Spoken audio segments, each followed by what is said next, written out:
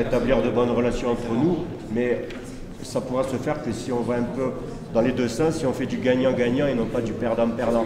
Parce que là, on va dans le mur, on va droit dans le mur tous. Quoi. La sérénité, qu'est-ce qui a bousillé? Regardez.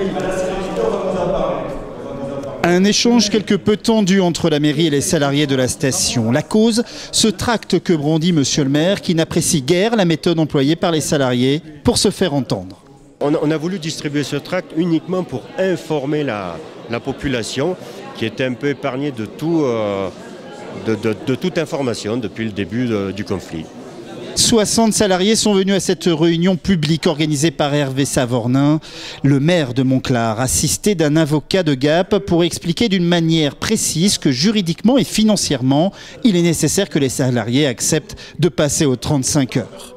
Le maire s'en prend à son directeur d'exploitation d'une manière virulente. Le budget, tu comprends que tu as 100 lieues des réalités. C'est navrant, on en parlera demain parce que c'est fini. On ne peut pas compter là-dessus. Un déficit de 170 000 € qui empêcherait de financer 5 heures supplémentaires par semaine. Une tradition vieille depuis des décennies à cette station. Les salariés ont du mal à avaler la pilule. Les gens voulaient une explication qui soit celle du maire et qui reconnaissent en tant que telle leurs revendications comme des revendications recevables. Ce qui n'a pas été le cas. Parce qu'en fin de compte, il semblerait que tout soit progressivement évacué sous prétexte de difficultés financières.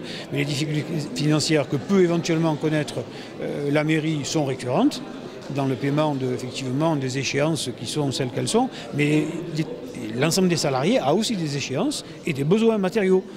Donc il est évident que quand on se voit amputé de, je sais pas, 250 ou 300 € mensuels, on réagit. Et quand la réponse de la commune est on ne peut pas, donc on ne le fera pas, je pense que ce qui se produit est logique.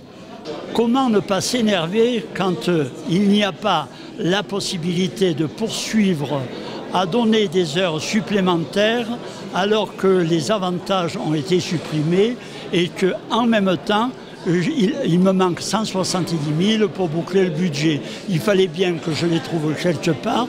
Eh bien, je les ai pris sur les heures supplémentaires puisque je n'avais plus le besoin d'autant d'heures, les travaux d'investissement étant achevés. Et pour vous, là, ce soir, vous vous sentez rassuré? Est-ce que le préavis de grève va être déposé? Non, il n'y aura pas de préavis de grève. Si monsieur le maire paraît convaincu, les salariés, eux, restent dubitatifs et déterminés. Il y a eu un manque de dialogue et malheureusement, je crois qu'aujourd'hui, on n'a pas réglé tous les problèmes. On a fait une proposition de négociation pour établir une certaine sérénité avant l'ouverture de la station, mais je ne suis pas sûr qu'on puisse y arriver. Il faudra encore discuter. Vous pensez donc au dépôt de grève quand même? C'est pas encore résolu? On va attendre la réponse à notre courrier, mais voilà, on est dans l'attente. On va examiner les chiffres et puis on verra bien la réponse de monsieur le maire avant l'ouverture. On souhaite une réponse avant l'ouverture. C'est-à-dire avant le 7 décembre? Avant le 7 décembre, mais même si on peut retarder un peu, on attendra encore un peu, mais il faut trouver une solution tous ensemble. C'est du gagnant-gagnant et non pas du perdant-perdant.